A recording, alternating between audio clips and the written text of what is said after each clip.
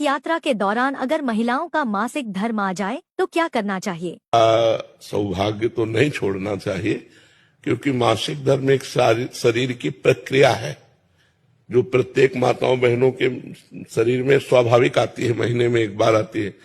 अब वो अचानक ऐसी स्थिति आ गई है और बार बार आना जाना हो नहीं सकता, तो हमें लगता है कि स्नान करके और भगवत प्रसादी चंदन जल आदि छिड़क करके भगवत दर्शन कर लेना चाहिए दूर से।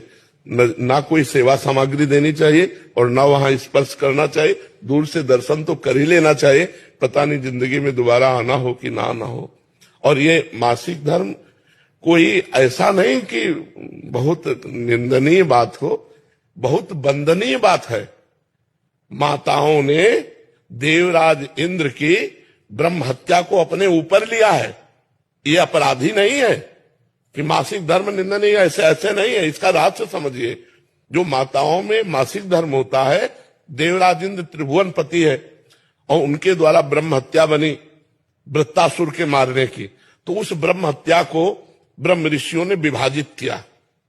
पहली नदी को दिया जो फेन बुदबुदा के रूप में ऊपर होता है, दूसरा वृक्षों को दिया जो गोंद के रूप में होता है, तीसरा भूमि को दिया जो ऊषर भूमि के रूप में होता है, चौथा माताओं बहनों को दिया जो मासिक धर्म के रूप में होता है। तीर्थ यात्रा के दौरान अगर महिलाओं का मासिक धर्म आ जाए तो क्या करना चाहिए? सौभाग्य तो नहीं छोड़ना चाहिए, क्योंकि मासिक धर्म एक शरीर की प्रक्रिया है जो प्रत्येक माताओं बहनों के शरीर में स्वाभाविक आती है, महीने में एक बार आती है।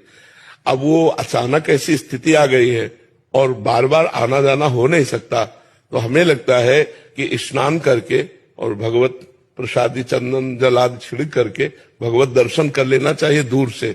ना कोई सेवा सामग्री देनी चाहिए और ना वहां स्पर्श करना चाहिए, दूर से दर्शन तो कर ही लेना चाहिए। पता नहीं जिंदगी में दोबारा आना हो कि ना आना हो। और ये मासिक धर्म कोई ऐसा नहीं कि बहुत निंदनीय बात हो, बहुत वंदनीय बात है। माताओं ने देवराज इंद्र की ब्रह्म हत्या को अपने ऊपर लिया है। ये अपराधी नहीं है कि मासिक धर्म निंदनीय, ऐसे नहीं है। इसका रहस्य समझिए। जो माताओं में मासिक धर्म होता है, देवराज इंद्र त्रिभुवन पति है और उनके द्वारा ब्रह्म हत्या बनी वृत्तासुर के मारने की, तो उस ब्रह्म हत्या को ब्रह्म ऋषियों ने विभाजित किया।